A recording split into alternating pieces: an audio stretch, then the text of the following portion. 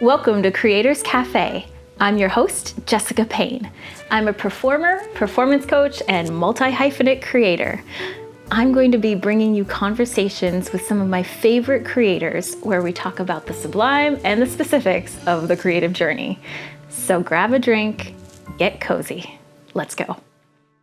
My guest, Emily McGregor, is a writer, director, and CEO. She runs Penguin Cat Creative, where she writes incredible marketing copy. Before that, she co-founded Comediva, where they used female-driven comedy to develop branded campaigns, sketches, and web series that garnered over 12 million views. Emily's work has been featured all over, including CNN, Wired, Jezebel, Adweek, BuzzFeed, just to name a few. Emily has developed branded content for Pepsi, Google, Netflix, and other huge companies, and she has sold a script to Amazon, and her work writing and directing is featured on Amazon Prime in the anthology Edge of Her Mind. Emily is winning award after award, most recently for her script, The Tabby, she co-wrote with her husband, Sam Weller. And they have a feature film that she is slated to direct that is already financed, and we are waiting for the strike to be over so she can push that forward. I am so excited for you to meet Emily. And one important note, she is brilliant, she is funny, and she loves to cuss. So if you don't love swearing or you've got little ones in the room, this might not be the episode you're looking for. Look up Emily's work online, but look it up in a different context, perhaps, because it's not even worth bleeping. But if you do listen, enjoy a delightful conversation, as always, with the incredible Emily McGregor. Welcome, Emily McGregor. Thank you. Cheers. Cheers. Yay. Welcome to the Creators Cafe. Thank you. I'm happy to be here. Nice. And what are you drinking today? I'm drinking a iced latte. Nice. Yes. Me too. Twinsies. Twinsies. Okay. So how do you think of yourself as a creator? So in the creative world, I know you do tons of things. Yeah. Which ones do you think of yourself primarily? And then when you think about all your slashes, how do you think of yourself? Yeah, I mean, I guess primarily a writer. I think that's like most of what I do, both for money and both for aspirations and all the things. And then probably director. Those are the main two. I also produce, but I don't like advertising that because I don't really like doing it. So you do it more as a necessity to make your own work if you have to. Yes, like I can do it. I have done it. Okay. You end up doing it if you're doing low budget stuff. Like you're just gonna do it. So I'm good at it, but like don't tell anyone. You didn't hear that. Yeah, exactly. I think there's a lot of us in that boat. So I'm always so grateful when someone is good at producing and wants to produce. Yes. It's so amazing, right? And it's like it's a different. You're built different. If you love it, and you're actually good at it, and like that's your thing. I think you're built different. That's magical. That's great. Well, I think you're built different, and you are a magical writer. So. Have you always felt like a writer, or is that something that's kind of developed over the years? Where did that come from for you? I mean, I've always written, I guess, like even as a first grader, I won a poetry contest talking about like the magic of the Sedona Mountains or something. So yeah, and then I wrote like a novel in middle school, like a terrible novel in middle school. What was the title and the synopsis? I don't even remember. It was so surreal. I was like really into surrealism at that time. Of course you were. Yeah. So it's like very surreal. It was like two girls that get like sucked into like a magic world in space, and they meet like kind of Alice in Wonderland-y, I guess, sort of. Kind of satirical, but like middle school satire. So like, I don't know. It's like on a floppy disk somewhere. I should dig it up. I want to see that. Yeah. You could definitely bring that back as a short or work it in somewhere. Yeah. Or not. Or not. Oh man. And as a writer, what have been the helpful things to kind of develop your own tone of voice? I think that's what I admire so much about you is you're brilliant, you're smart, you're funny, and you get that all out in your work so well. Whereas I think a lot of people have the ideas, and when I talk to them, they are good at expressing them, but they don't always reach the page with the same authenticity and ease that your final drafts end up feeling like they have. Why Why? Yeah. What? Not even how. Why? No. I mean, thank you. Very kind. I don't know. I think I was rewarded for that early on, I think is really why. Because I guess we're talking about childhood. I didn't expect to do that. But anyway, going back. So in like middle school and high school, there was like a thing at that time in education where it's like every student needs to write essays for like every freaking class. Okay. So like even in math, you had to like write an essay to describe how you got to a math problem. I decided to write short stories with like weird like characters to describe the math problem. A, to make it more fun for myself, and B, to hide the fact that I didn't know what the fuck I was talking about. What is math? So like, let's just cover that up with like some creativity, and like the teachers would think I'm really smart because I'm like being creative, but really I'm just like kind of masking that I'm like surface leveling all of this, and it worked quite well. And so I think, I was just, and early on I had a lot of teachers that were just like, oh wow, you're a weirdo, that's great. Like I had a lot of that early on. Nice. And so I think I just never even... You didn't question it. I didn't question it. Yeah. I love that because there's so many people that had the opposite and now have to find it as adults. And so it's cool to see if allowed to flourish and be nourished in the world, it really is better. Yeah. If you're like getting compliments and A's, you're like, cool. Ooh, you like me? Ooh, okay. Dopamine hit, thanks. Okay, that's great. That's perfect. I think a lot of actors have that with the like finally getting some kind of positive attention or that the eyes on them or whatever that is, or the applause or making somebody laugh, or some, comedians have that as well. So that's cool to hear it, as part of your origin story.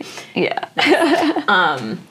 So I would just like to say I'm so jealous of your writing because I think I'm a good writer, but I really have to work at it in a way that I don't have to work for most things.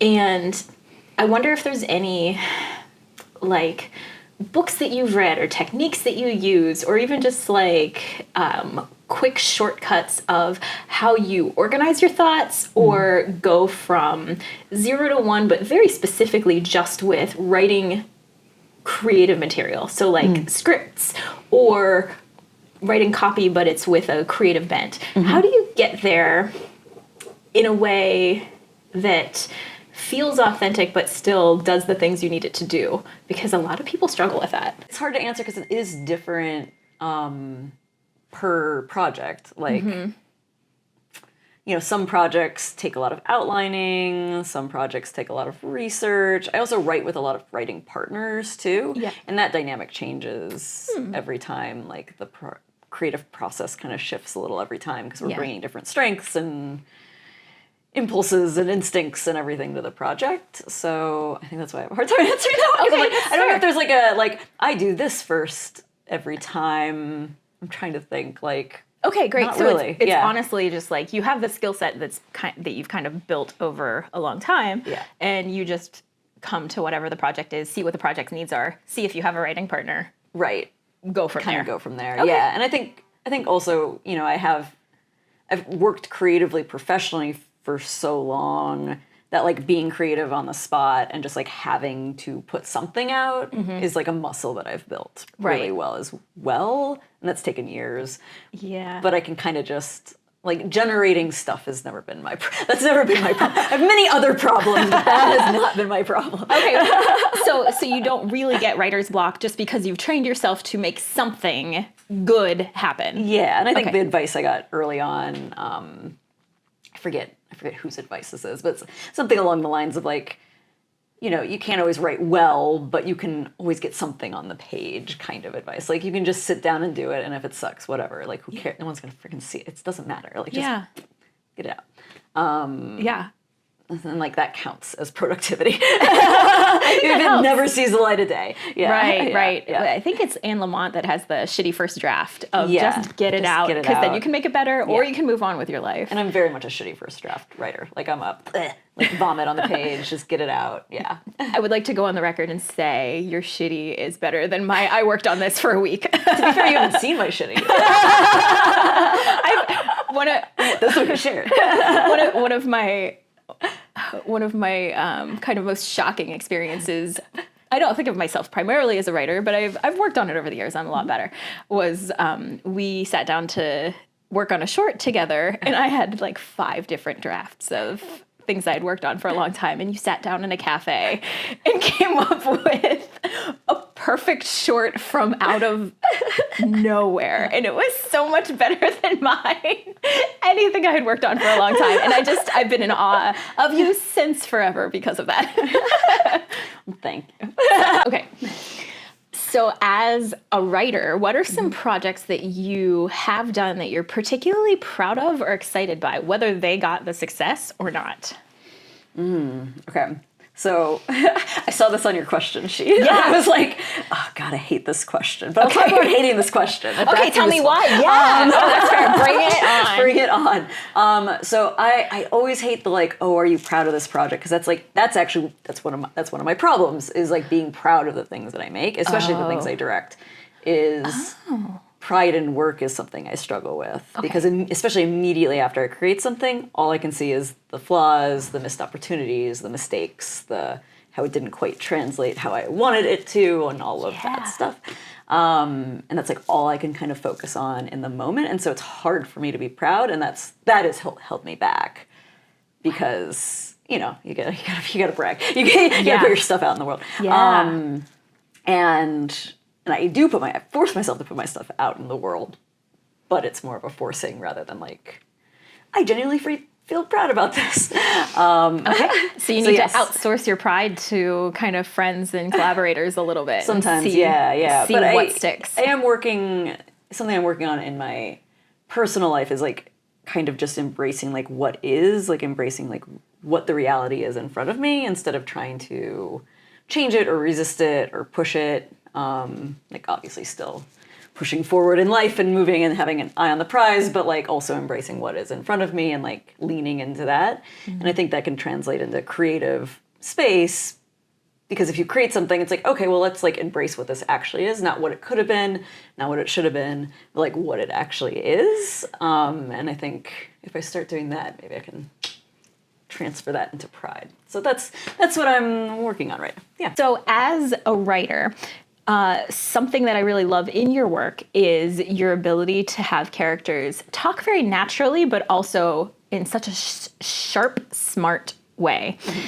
And I know one of the ways that you practiced that was working at Comediva. Mm-hmm. And I wondered if you could just talk about what that experience was and kind of explain to the audience what Comediva was, how you approached that business and what you got out of it, as both as a writer and a director, and just someone kind of who has been in charge of your own creative process in a way that not a lot of people have been able to achieve professionally over such a long amount of time. I think that was one of the formative experiences for you. So how did that all come together?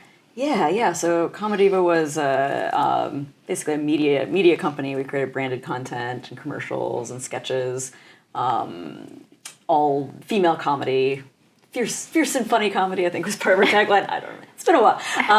It was founded by my friend Erica Navarro, and we worked for about 5 years making sketches and all these things, like every month, cranking things out, working 16-hour days. Like it was like a marathon on a mountain. Like that's like the best way to describe it. Training for a marathon on a mountain, creatively. So yeah, it did really help build that muscle of like, you just have to think of ideas, like you're feeding the internet machine, like needs to be more sketches.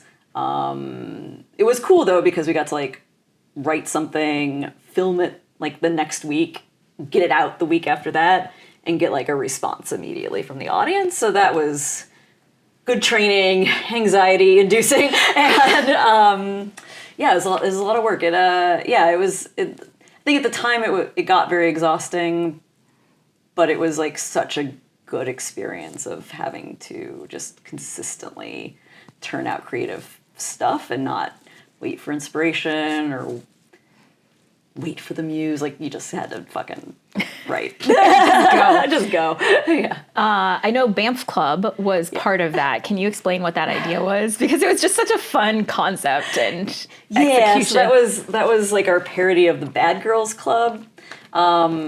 But it was what are all the characters? Katniss, Bella, Hermione, Buffy, Lizbeth from Girl with the Dragon Tattoo, Michonne from Walking Dead. Probably some others. I don't know. There was a lot of girls. But anyway, they were all living in the same house together, so they were the BAMF Club. Badass motherfucker, if you don't know what that means.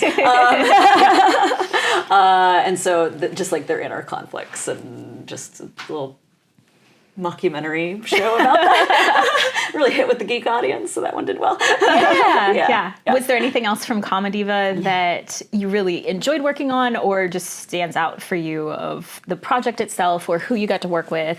I know you also worked with brands, so I don't know if that's the more interesting way to go. No, those are all kind of boring. Good experience. We did work with Pepsi. Yeah. It was fine. Right, so you're like, you now you have that like stamp yes, on the website. I did these fancy things. Yeah. Yeah, branded gets like it's such a weird world because they have like sort of, like commercials cost so much because brands are so picky, but digital has no budget, but they're still as picky, but you don't have the budget to fulfill the pickiness. Oh. So it creates a bit of a nightmare. I didn't even consider that, right, because the regular network budgets are so enormous. Yeah, it's so you can like we were working with Pepsi and NFL on a thing, and like we had to get a certain branded kind of football. The football is getting thrown like in a wide shot. Like no one's getting a close up of this football. And we got the right kind of football, except slightly not. It was like, I remember it was like one little stamp that was wrong in the black that made it the wrong football to be in any of the commercials. Like, we don't have the people to go find the freaking football without the little black line. Like, and no one's going to see it. Whatever. Anyway, so like, that's fine on a real commercial, but not on digital. You just don't have the budget for people to do that. Right. Yeah. I have a friend who's currently, his production company is currently shutting down downtown LA to film a commercial. Yeah. And it's, a producer who is doing that on one day and then is working digital the next day. I can see why they would have different expectations, but the budget is so astronomically different. So astronomically different. Yes. Yeah.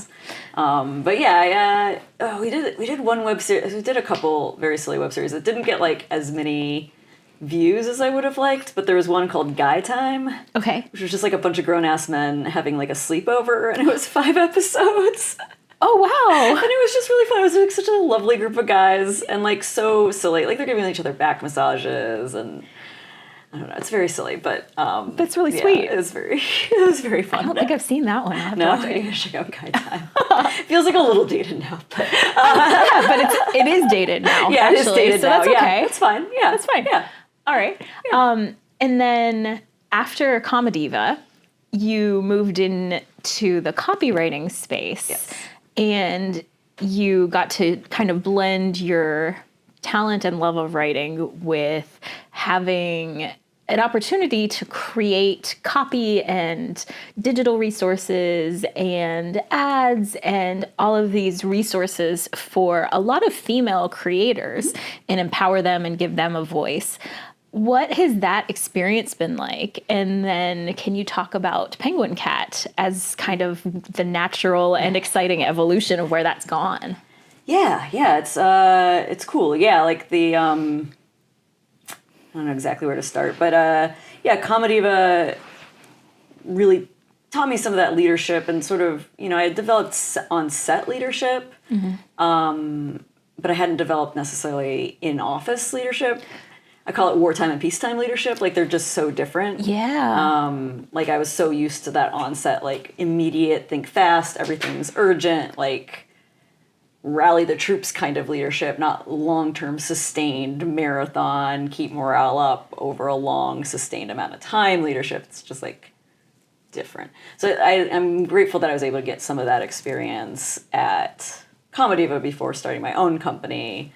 Because a lot of the questions I get asked there is like, oh, how are you comfortable like hiring people like so quickly in that development? It's like, well, I'd done it already and was used to working with friends and used to hiring people on set, and so like had that experience locked and loaded.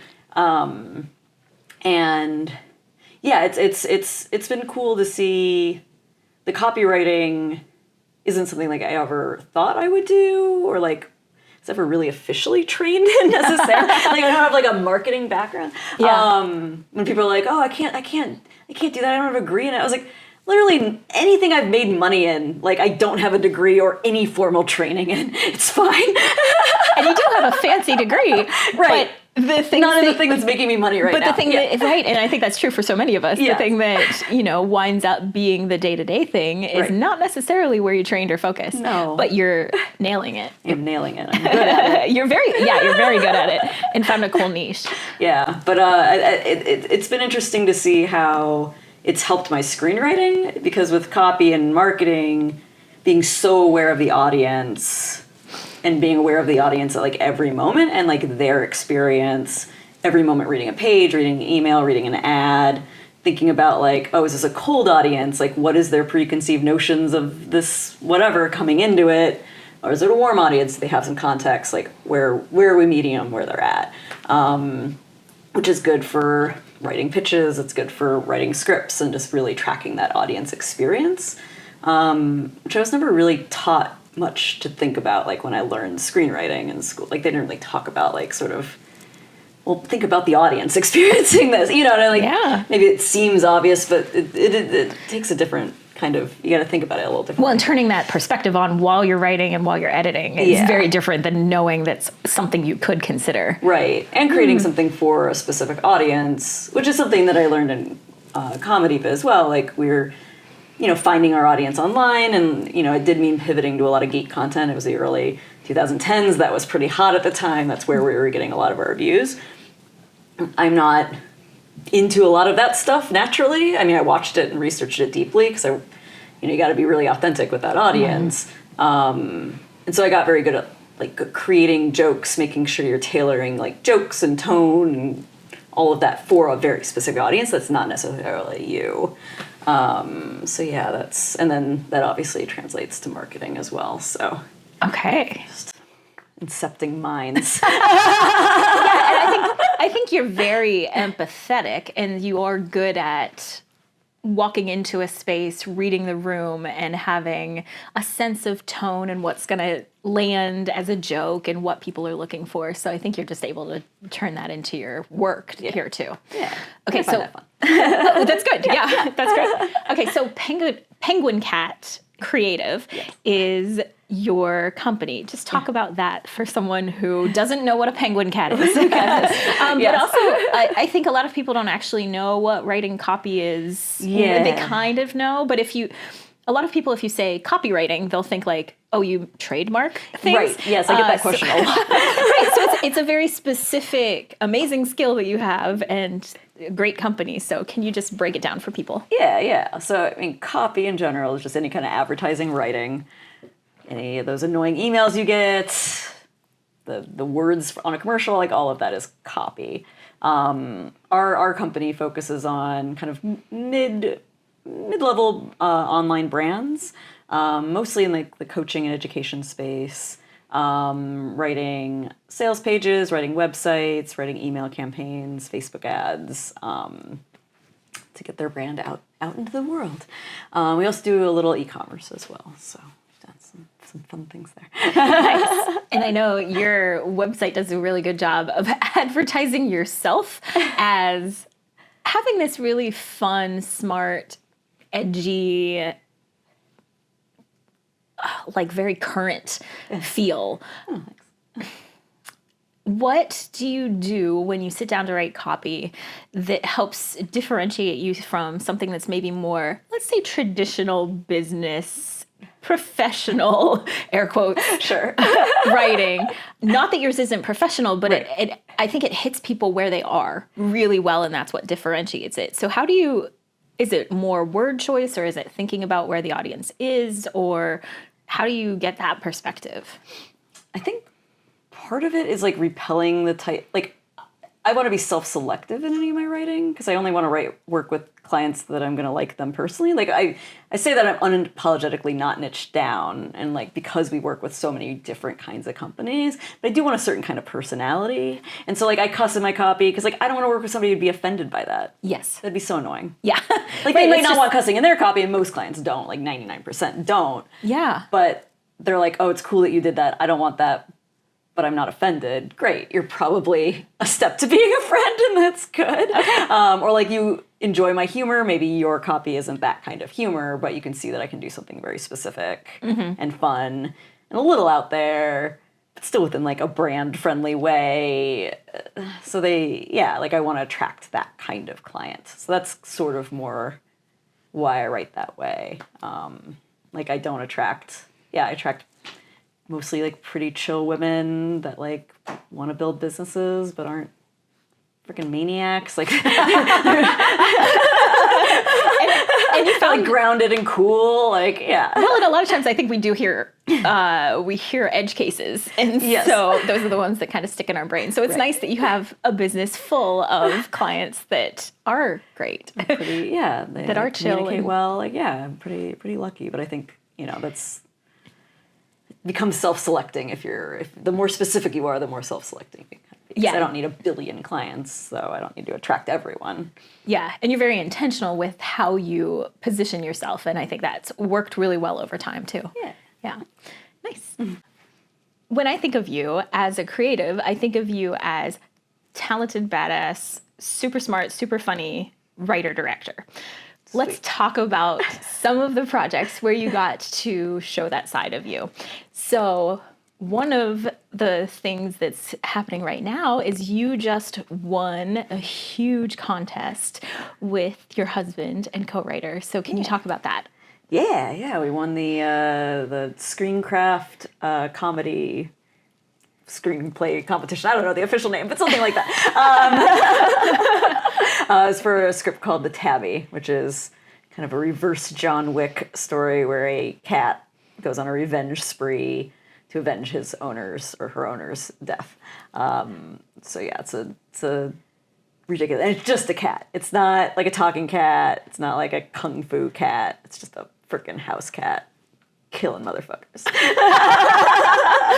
And this script, The Tabby, just won the Screencraft competition for Best Comedy. Yes. Which is fantastic, because that means it went up against 2,300-ish other fully complete, this is worth putting money into going to a contest level comedies. Yeah. That's incredible. Killer cat on the run. Go.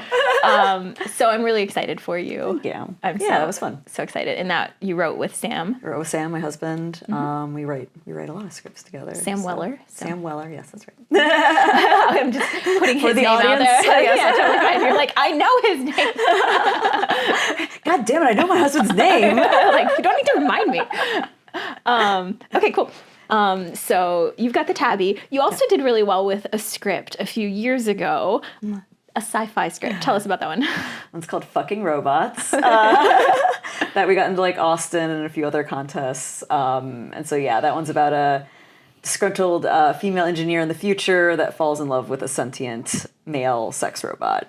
Because you know what? There's a lot of female sex robots. There are not a lot of male sex robots in movies. In fact, I think there's only like AI, I think, has one. That's it. Wow. Yeah. It's so crazy that all you have to do is flip gender on its head, and the stories available, it's a wide open space. Yeah. So that was fun. That was mostly fun for Win because we went to the festival and they put the name of your script on your badge, so we got to walk around with fucking robots on our badge all weekend, and that was delightful. That was Austin Comedy. It was the Austin Film Festival. It was the Austin Film Festival, and you won for comedy. We got into the finalists. For this comedy script. Okay, awesome. Yeah. That's so cool. And then another project that I got to work with you on was amazing. It was halfway there, which was just a delightful script. So what was the thing? You had like access to a house, and it was like, let's film something. Yes, exactly. It was my co-star had access to a house that he was house sitting, and it was this gorgeous place up on Mulholland Drive.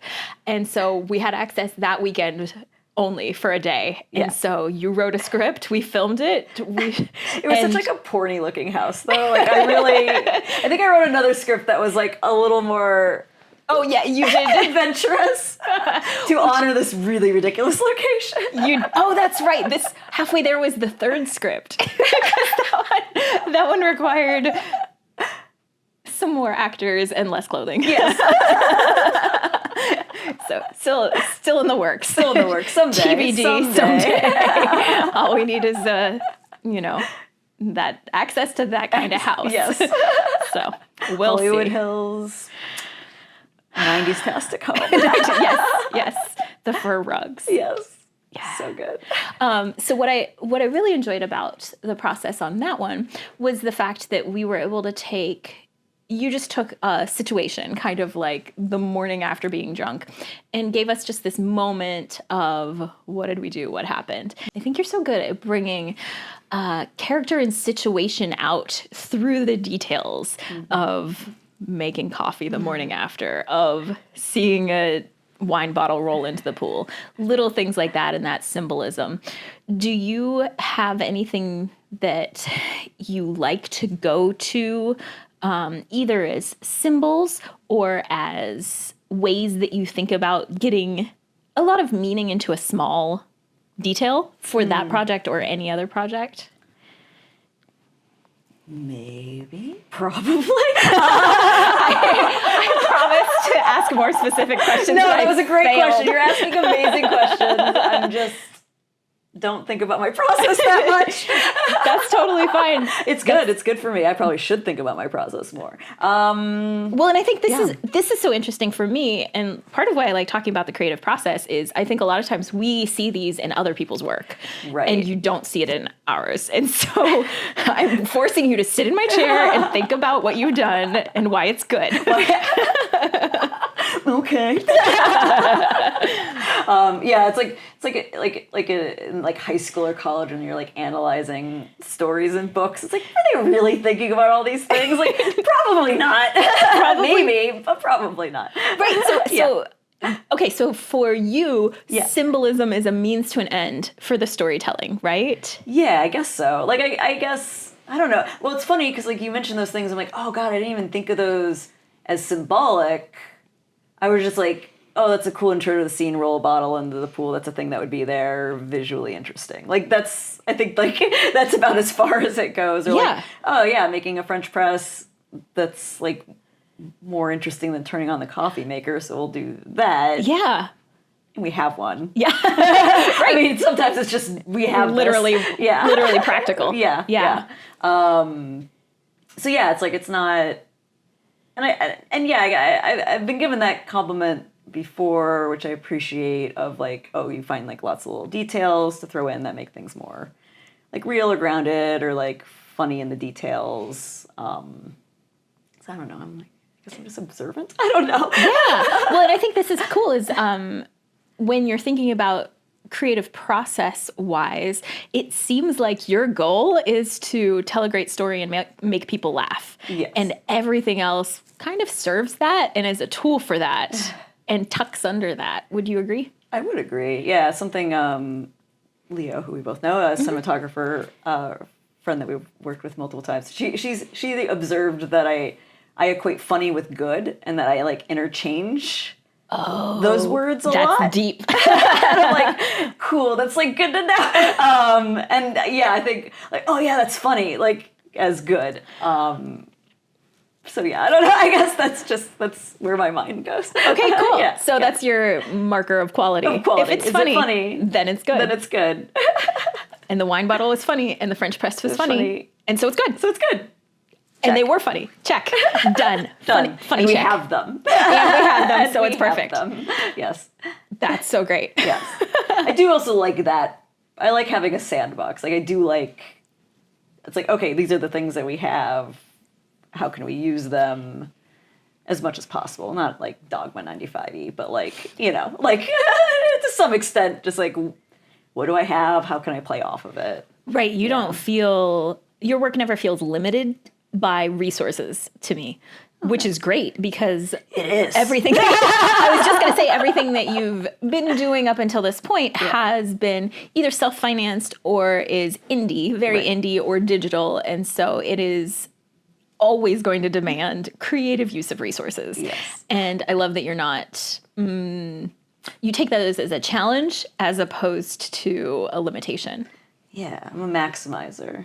Yes. So I want to like maximize, especially like because when you've done low budget for so long, it's like, oh, I got a cool location. I want to like milk the shit out of it. Like, let's do this. Let's go. Don't waste it. Right, exactly. Yeah. Yeah, absolutely. And even in our, even in a short, you found a way to get that amazing view and the amazing interior and, get a chance to show off the resources that you did have really well. You milk it. Milk it. Also, your tagline on your website is "Don't not film the joke." Yes. So I guess Leo really nailed that one.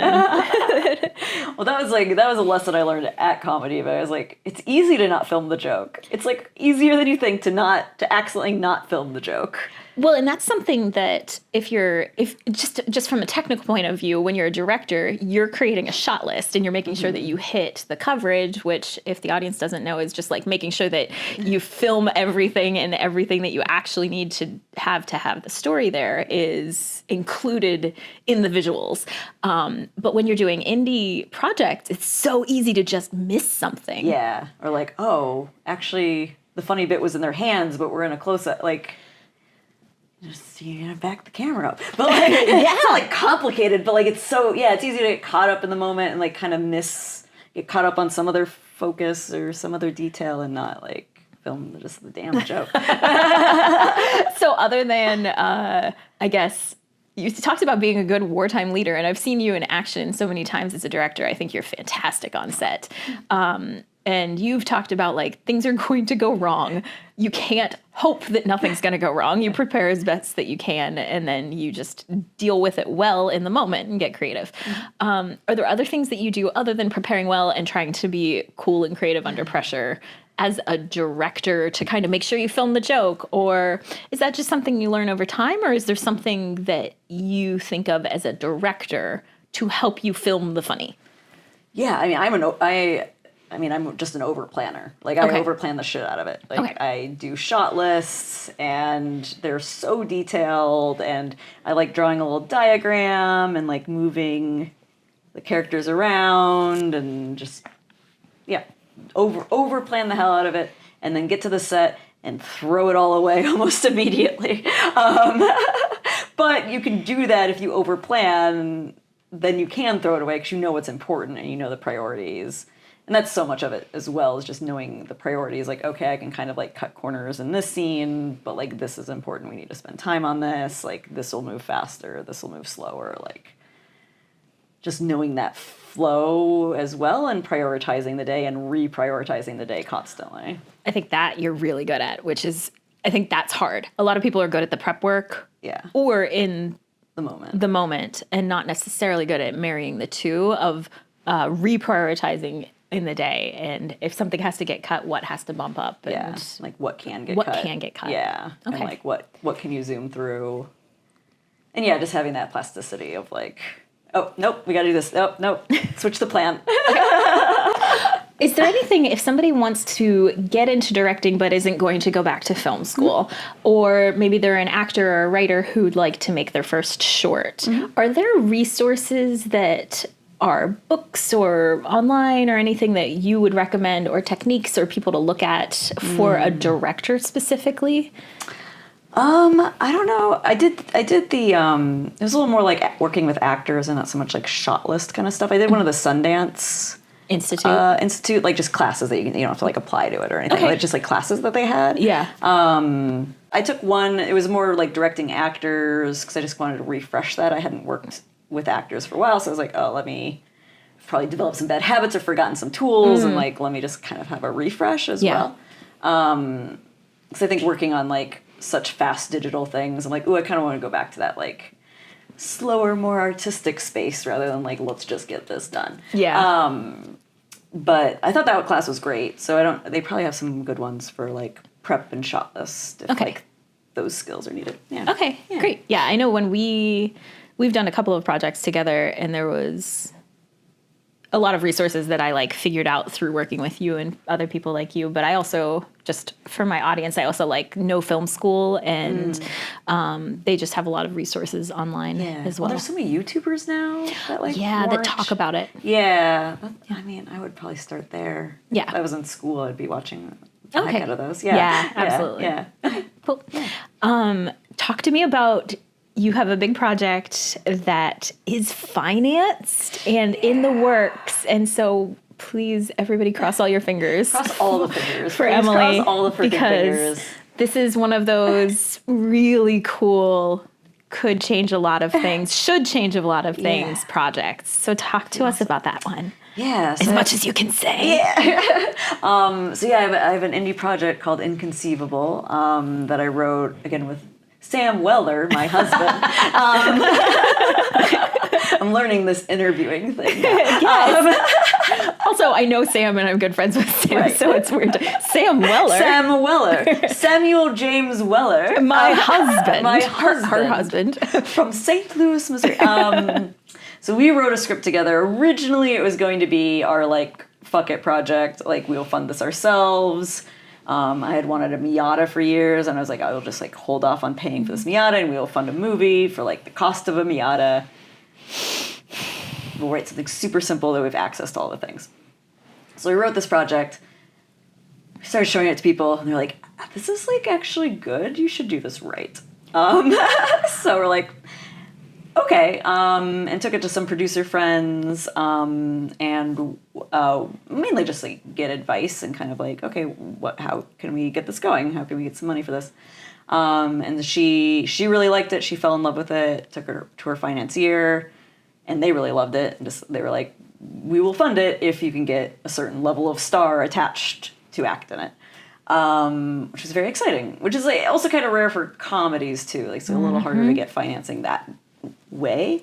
It's high concept enough that I guess it has an in there, but so we're in the process of reaching out. I mean, we were pre-strike in the process of reaching out to actors and working that process, which is just kind of a very, very Hollywood process. Right, because the process itself is, if someone is going to do this, they're going to have to be at a high enough level that it would be offer only. So they only are going to read the script if they're guaranteed that they would take it if they say yes. Exactly. So the money is there, but is kind of attached to X level of star. Yeah. Saying yes. Yep.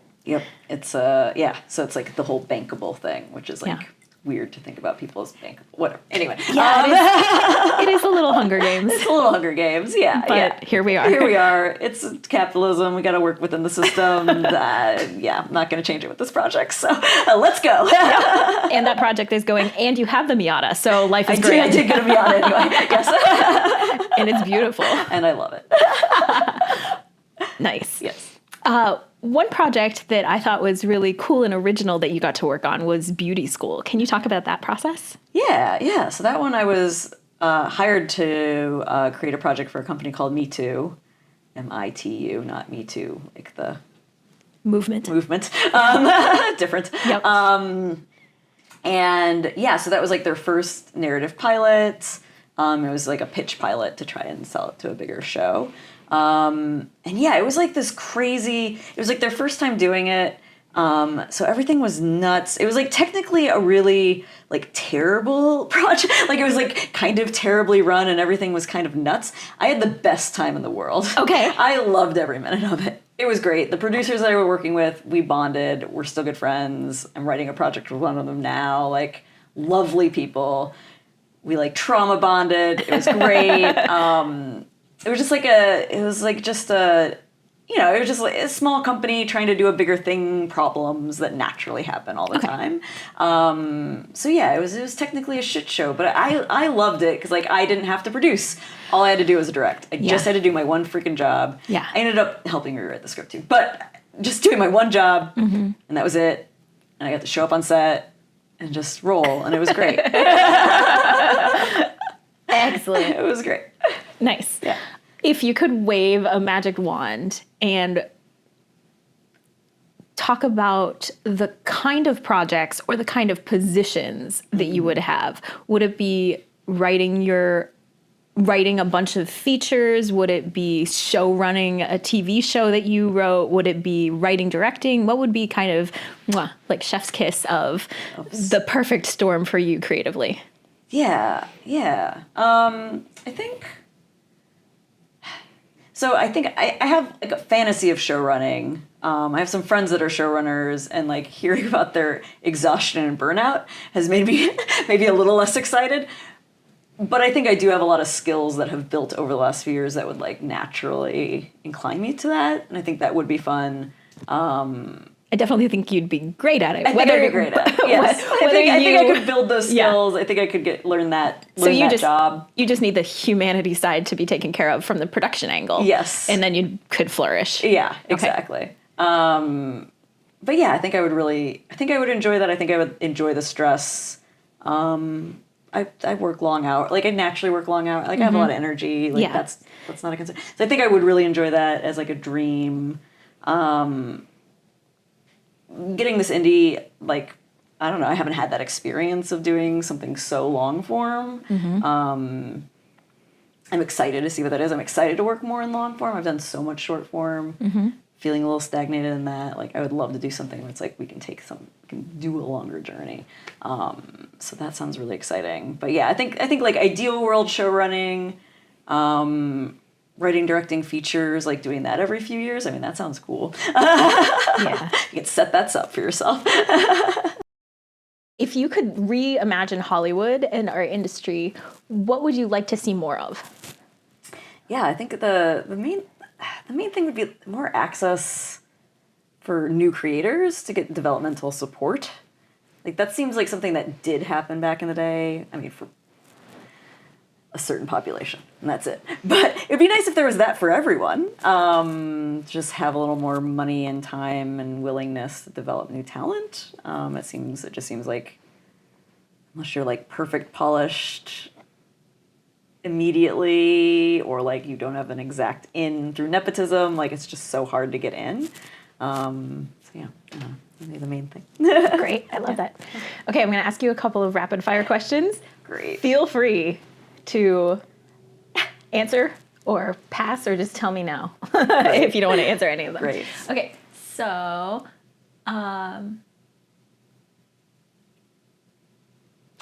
do you have a quote that you like to think of as a creator? No. I love that. Well, also, to be fair, we did talk about, like, on your website, you say don't not film the joke. Yeah. And so I think that's a good one. Yeah, but that's mine. That's fine. I was just going to say, I think I should quote myself. That sounds terrible. So I was going to say, I will quote you. Okay.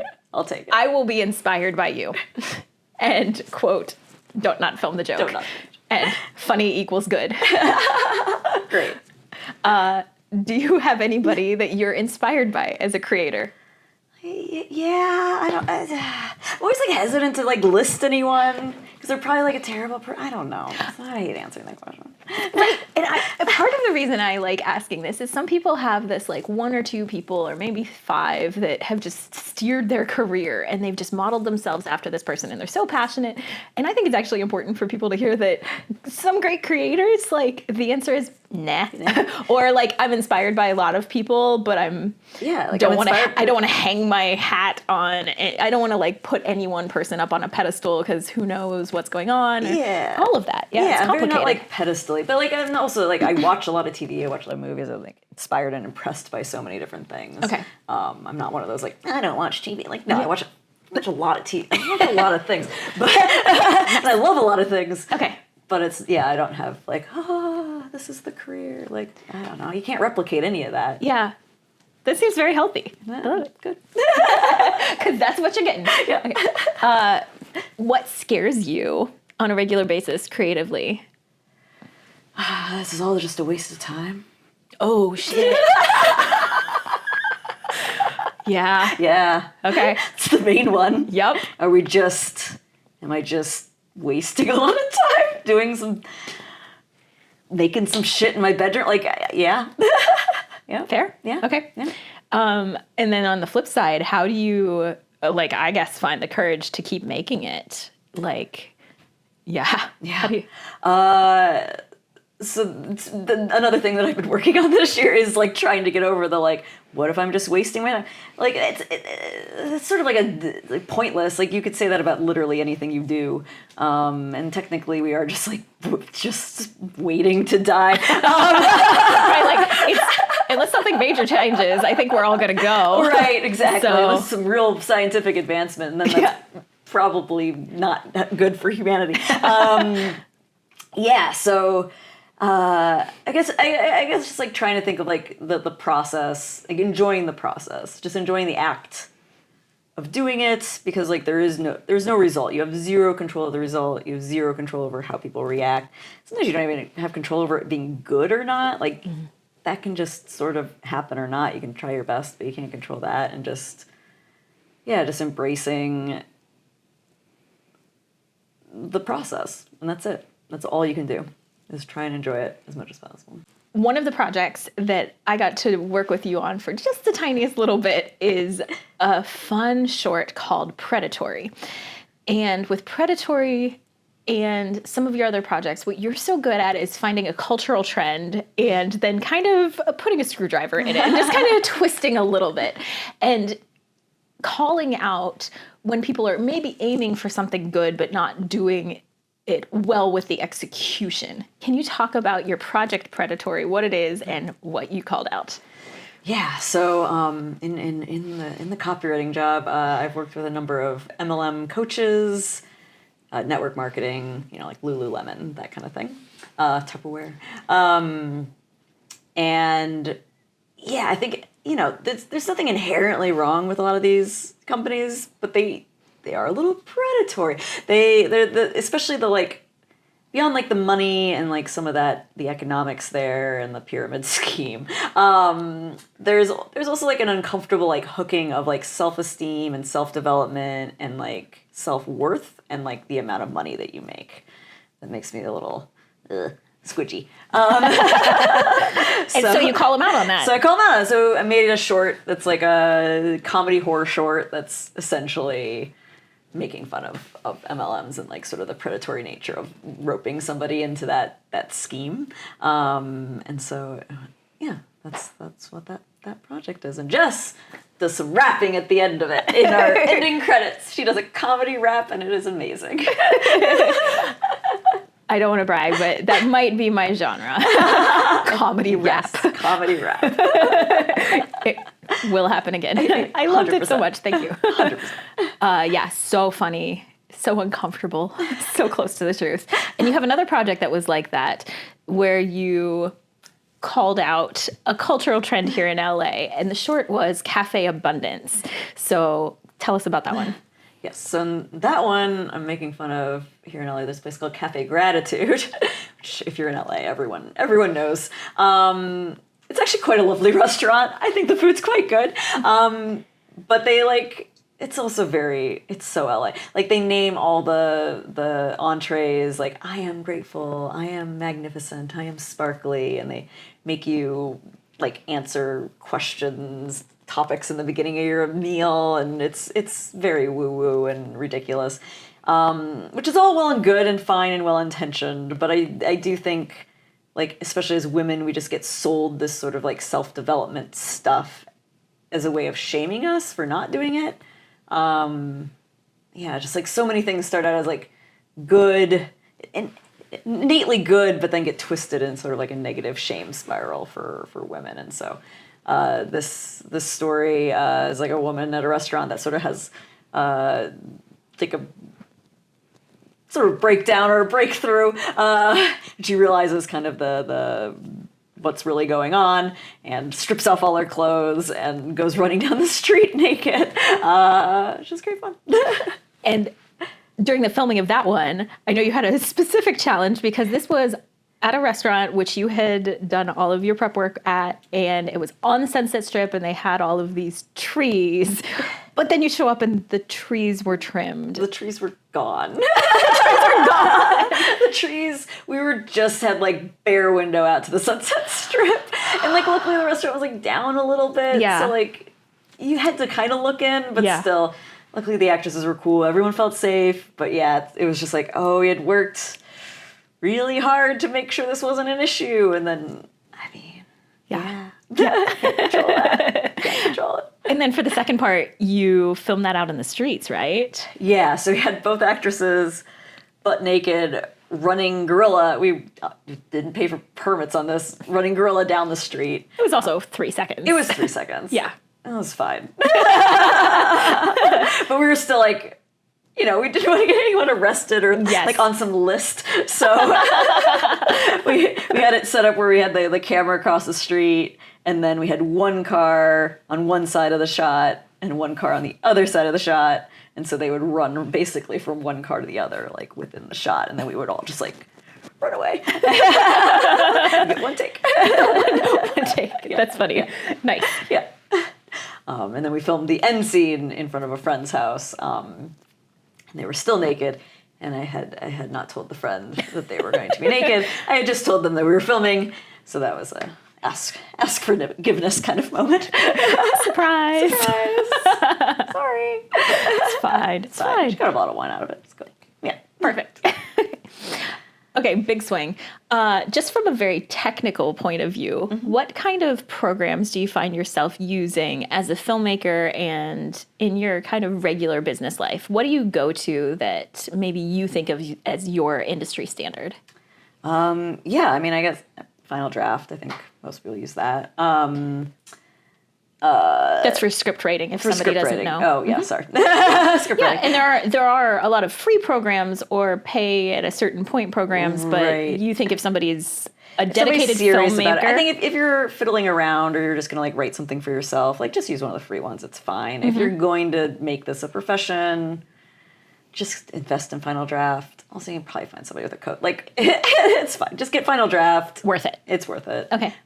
It's like not actually better, but it is sort of the industry standard. And it does a lot of the formatting for you that you could technically do in other programs, but don't necessarily automatically the free screenwriting ones. Those all will do it. Again, those are totally fine if you're just like kind of writing stuff or feeling it out or the first few years. But if you're going to start like selling something, it's going to be expected that you have Final Draft. It's more of that than like it's actually a better program. Like they're all just like fucking Word programs. Like none of them are actually worth the cost, but it will be expected that you have it. All right, fair. And then you edit in Premiere? Yeah, I'll edit in Premiere, mainly just because I know it and it's easy. It's sort of industry standard. It's like one of the semi-professional. Yeah, it's an affordable, easy to learn one. Yeah. I think it's good. Yeah. Nice. Yeah.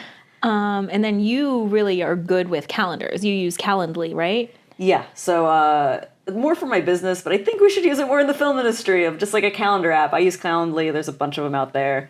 Just like schedule it. We just like, we gotta go back and forth with the freaking like 2 p.m., 1 p.m. Like, no, just pick a fucking time on calendar. It's not hard. Here's my calendar. It's one link. Pick something. One conversation. Done. That's one and free. For your creative challenge, as a comedy writer and director, what challenge would you give my audience to go from 0 to 1 with doing something funny? Yeah, I would say just write a joke and film it. Film the joke. Film the joke. Film the joke. Don't not film the joke. Don't not film the joke. Film the joke. Write a joke and film it. Whatever the fuck that means to you. I think that's perfect because it's open, but you also have to make it funny and you have to get it on film. You gotta film it. And then you've done that and you've practiced it. Done it. Ta-da. Beautiful. Yay. Emily, thank you so much. I adore you. Thank you. Cheers. You're the best. That was a weird cheers because I did that. Like, no, I want to go. Wait, no, I want to. You want to do? Yeah. Cheers. We would. Good. Join the community and share your creative challenges on Instagram and Facebook at Creators Cafe by Kika Labs.